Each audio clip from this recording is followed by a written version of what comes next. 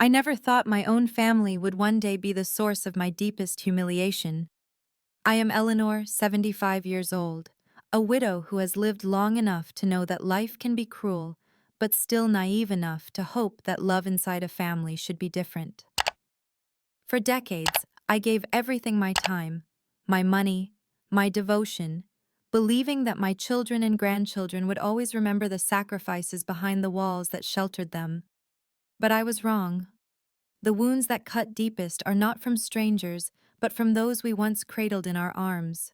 My late husband James and I built a quiet life together. We worked hard, saved every penny, and eventually bought a beach house on Cape Cod. That house was more than just wood and stone.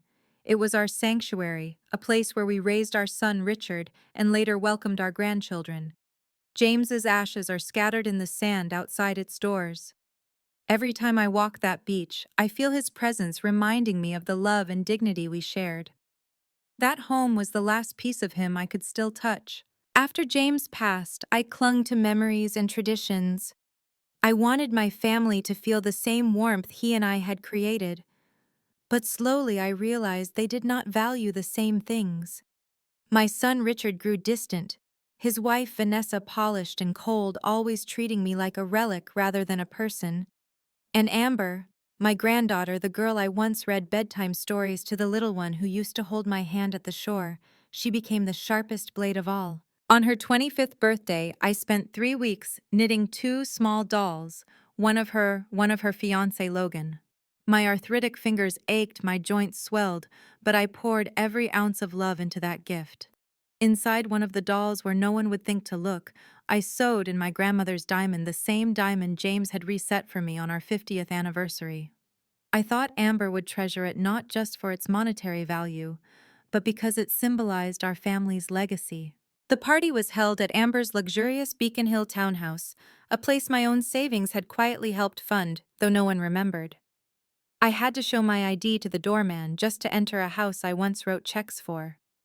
That moment stung, but I brushed it aside, convincing myself the warmth of family would heal the sting. When I entered, Richard barely glanced up from his phone. "Grandma's here," he announced with the same indifference one might use to note a change in the weather. The room was filled with expensive perfume, glittering jewels, and endless champagne. Everyone looked perfectly polished, perfectly false. I clutched my small box wrapped in delicate paper, a paper I had chosen from the stationery shop where Amber had once worked as a student. That memory filled me with tenderness, but I did not realize it would soon be shredded. When gift time came, Vanessa's glass clinked, and Amber reached for the small package in my hands. I gave it to her with a trembling smile. "Happy birthday, sweetheart," I whispered, as though the words could wrap themselves around her heart. The room hushed as she tore open the wrapping. Her manicured nails glittered with diamonds from Logan, who stood across the room assessing me like a business deal. Amber lifted the dolls with 2 fingers, holding them away from her cream dress as though they might soil the fabric. And then, with a voice as sharp as broken glass, she said, "This handmade gift looks so cheap." The words sliced through me. For a moment, the room was silent as if shocked. But then laughter erupted. Logan smirked, his friends snorted. Richard barked a cruel laugh. Vanessa tittered like a child enjoying cruelty. Amber's practiced little laugh rang above them all. "Grandma, you know we have a registry at Neiman Marcus, right? Perfect for the donation pile." Heat flooded my cheeks, shame burning like fire. I wanted to scream about the diamond hidden inside, about the nights spent knitting until my fingers bled. I wanted them to know the truth. But Richard's hand pressed on my shoulder. "Mother," he said in that patronizing tone, "perhaps we should talk about getting you some financial help. These little crafts suggest you might have too much time on your hands." I searched the room for a single kind face. Only Thomas, my grandson, standing quietly with his camera, met my eyes with silent apology. That small flicker of kindness nearly broke me more than the laughter. I left before the cake was cut. As I walked out, their laughter followed me like a ghost, echoing louder than any applause I had ever received in my life. At home, the glow of my computer screen greeted me with an email from Amber. Not a thank you, not an apology, but contracts for me to sign vendor agreements for her wedding. And the venue, my beloved Cape Cod beach house. They had already sent out the invitations. They had already begun planning renovations. In her message, Amber wrote, "The designer starts next month. Your old furniture will need to go." My hands trembled as I closed the laptop. In that moment, something inside me hardened. Years of silence, years of being treated like an afterthought, years of being invisible had calcified into steel. For the first time in my life, I was ready to fight back. I barely slept that night. The echo of Amber's laughter replayed in my head mingled with the cruel smirks of my son and his wife. Each time I closed my eyes, I saw my trembling hands offering that little box only to have it tossed aside like trash. But worse than the humiliation was the email. My own granddaughter, the child I once held against my chest. The girl who used to beg me to tell her one more bedtime story was now treating my house, James's house, our house, as if it were a disposable venue for her perfect Instagram wedding. At dawn, I sat at the kitchen table, staring at the old deed yellowed with time, tucked neatly in a folder I had kept in the bottom drawer for decades. The papers still smelled faintly of salt and sand, as if the Cape wind had kissed them the day we signed. I traced James's signature with my fingertip, remembering the pride in his eyes when we first held the keys. That house had been our dream, our labor, our proof that ordinary people could build something extraordinary with hard work and love. And now my family wanted to erase it, to strip it down into a backdrop for their vanity. I thought of the diamond hidden inside Amber's cheap doll. I had given her something priceless, disguised in simplicity, and she had thrown it away. How fitting. My whole life had been that way, offering love, devotion, sacrifice, all disguised as ordinary gestures. And they had dismissed me, laughed at me, treated me as nothing. I made a pot of tea and sat in silence as the sun rose over the horizon. My arthritic fingers wrapped around the cup, but the tremor in them wasn't weakness. It was resolve. By the time the steam had faded, I knew what I had to do. That afternoon, I called my lawyer, an old friend named Judith, who had handled James's estate after he passed. "Judith," I said, my voice firmer than I expected, "I need to discuss the sale of my property." There was a pause on the line. "Eleanor, are you sure that house is your home? Your refuge?" "It was my refuge," I replied. "But now it's their stage, and I will not let them use it to humiliate me again. If they think they can waltz in and claim it, they're in for a very rude awakening." Judith sighed, but there was admiration in her tone. "Then let's do it properly, quietly, on your terms." Over the next week, I met with realtors in secret. I walked them through the house, my heart aching with every step. I ran my hand along the doorframe where Richard's height had once been penciled in year after year. I stood in the living room where Amber had danced as a little girl in her pink tutu, twirling until she collapsed in giggles. I paused at the window where James and I had once watched a summer storm roll in his arm, warm around my shoulders. Memories clung to every corner like cobwebs, but instead of binding me, they fueled me. Those memories belonged to me and James, not to the selfish people who had forgotten their worth. When the offers came in, they were higher than I had dreamed. Beach houses in Cape Cod were in demand, and mine, with its charm, its history, its private stretch of sand, was a jewel. I chose a buyer who promised to preserve its character, not gut it for profit. The papers were signed within 3 weeks. And just like that, the house my family had already claimed as theirs was no longer ours. The day the sale closed, I received another email from Amber.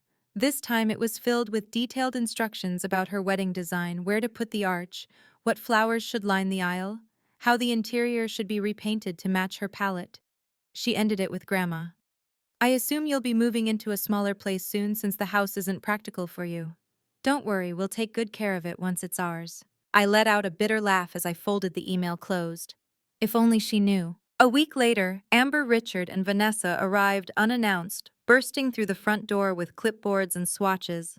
Amber's heels clicked across the floor as if she already owned it. "We'll knock out this wall," she announced.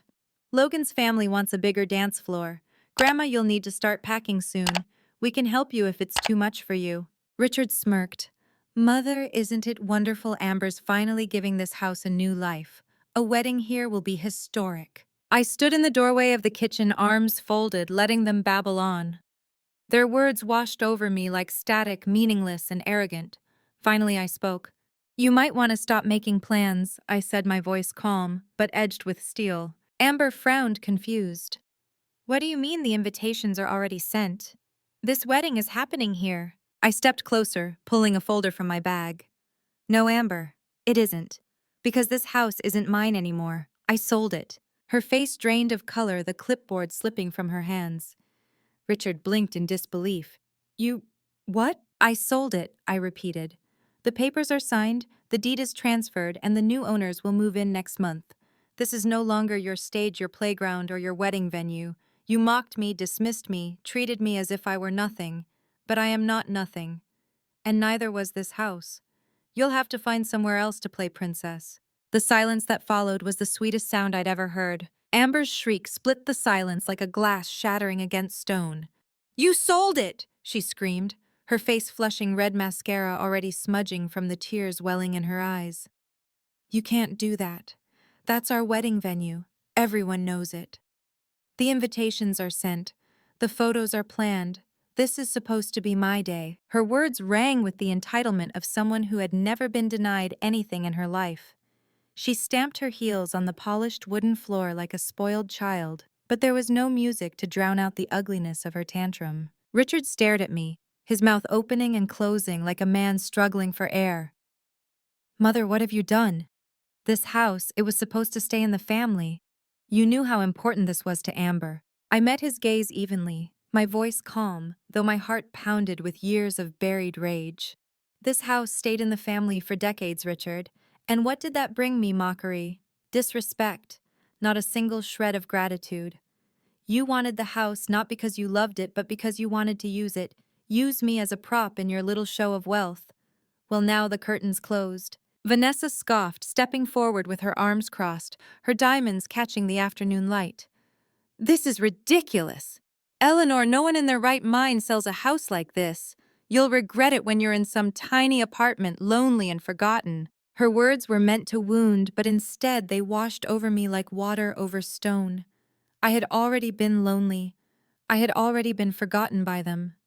What Vanessa didn't know was that I had bought a smaller, cozier cottage on the outskirts of town with the proceeds. It wasn't grand, it wasn't flashy, but it was mine. Entirely mine. And for the first time in years, I felt free. Amber dropped to the couch, clutching her head in her hands. You've ruined everything, she wailed.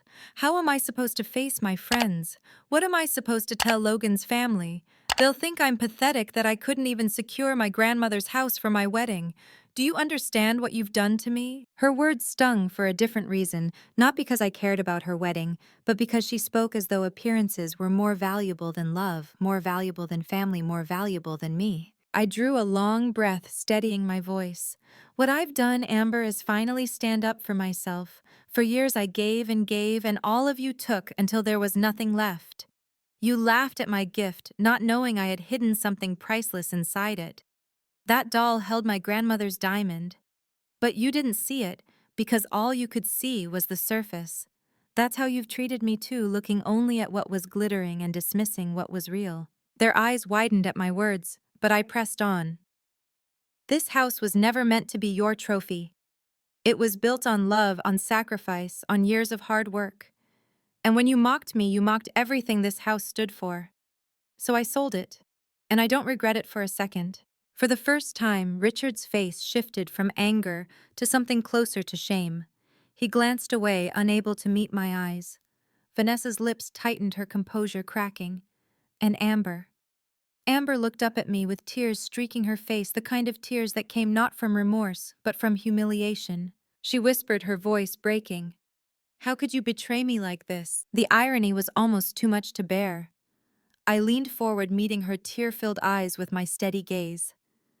No, Amber. You betrayed me. When you laughed at my gift. When you dismissed my love.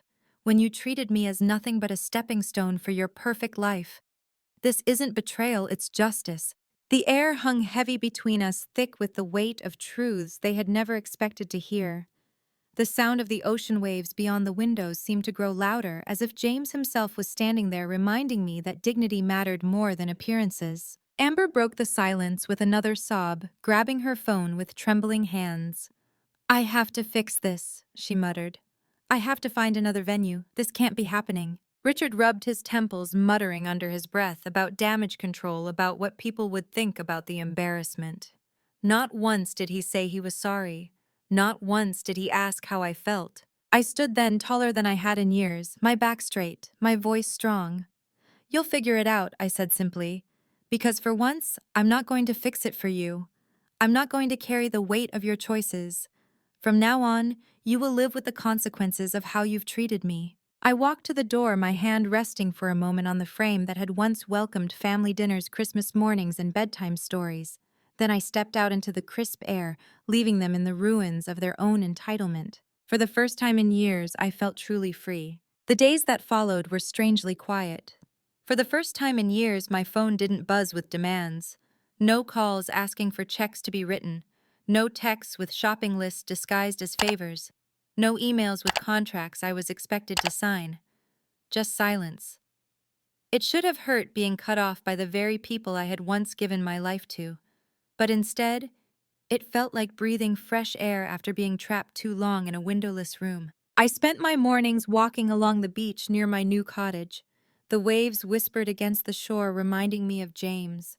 I could almost hear his voice in the wind. You did the right thing, Ellie. You took back your dignity. And yet there were nights when the loneliness pressed in, when I longed for the sound of laughter in my home, even if that laughter had so often been at my expense. Family, no matter how cruel, leaves a hollow ache when it's gone. It wasn't long before word spread. In a town as small as ours, people always knew more than they should. I overheard whispers at the grocery store, saw pitying glances at church. Did you hear Eleanor sold the Cape House? And her granddaughter's wedding was supposed to be there?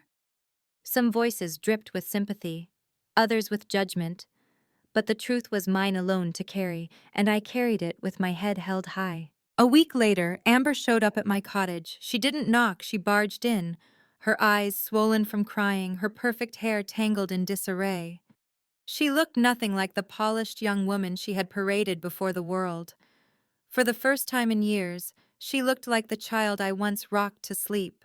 How could you do this to me? She demanded, her voice hoarse. Do you have any idea what I'm going through?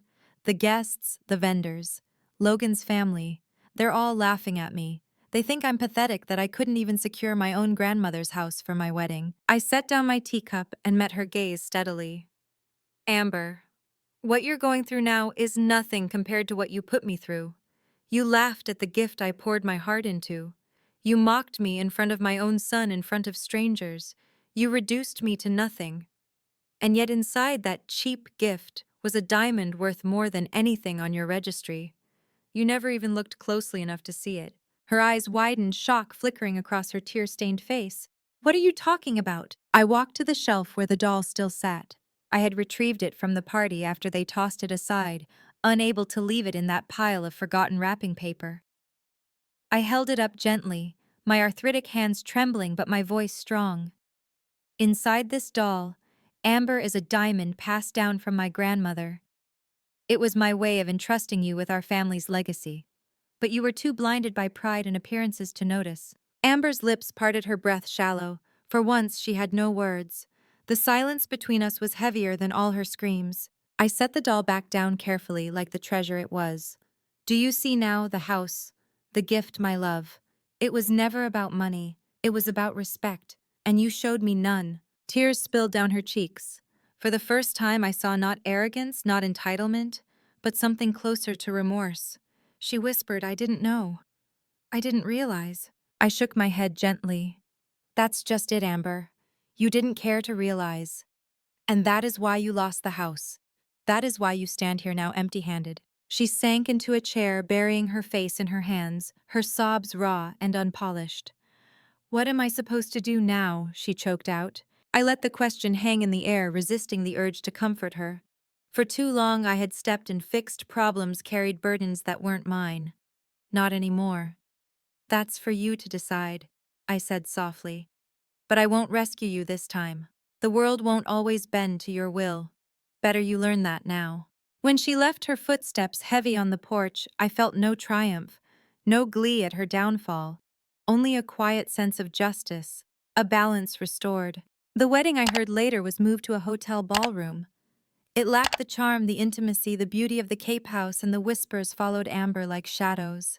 But she went through with it anyway, smiling for the cameras hiding the cracks beneath the surface. And me, I sat on my porch that evening, watching the sunset over the ocean, the diamond tucked safely inside the doll by my side.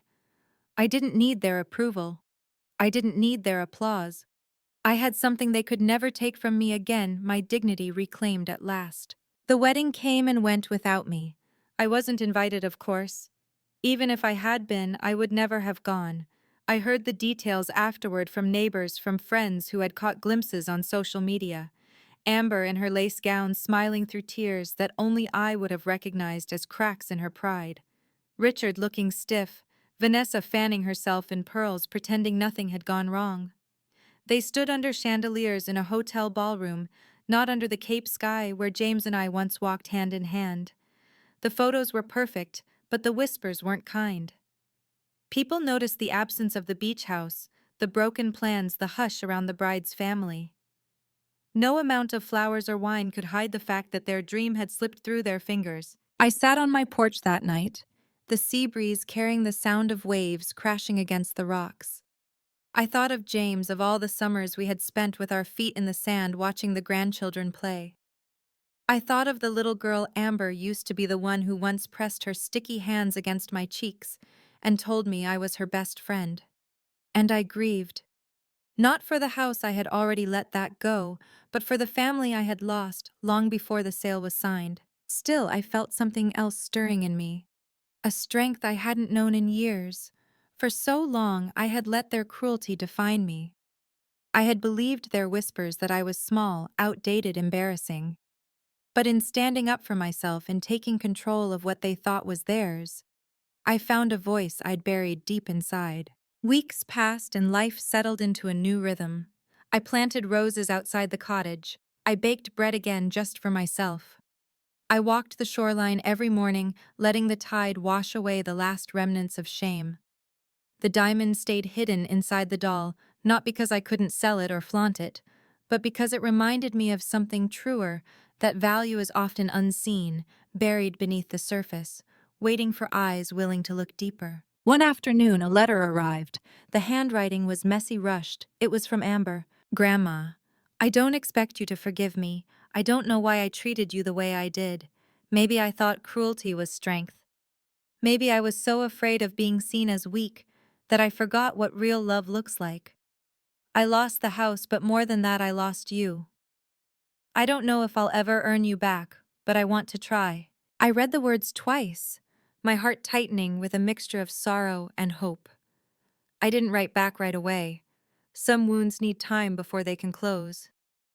But for the first time, I felt that perhaps the cycle could break, that perhaps Amber had learned in her own painful way the lesson I had been forced to teach. As the sun set that evening, painting the sky in shades of gold and crimson, I whispered to James, I think she's starting to see love, maybe not yet fully, but she's learning. And I realized the truth of it. Revenge had never been my goal. What I wanted was respect, dignity, love. Selling the house wasn't about punishing them, it was about reclaiming myself. It was about teaching them that every gift, every person, every sacrifice has value, even when it doesn't glitter on the surface. So if you're listening to me now, and you've ever felt dismissed, humiliated, or invisible, know this. You are not defined by how others see you. You are defined by the strength it takes to stand when they expect you to fall.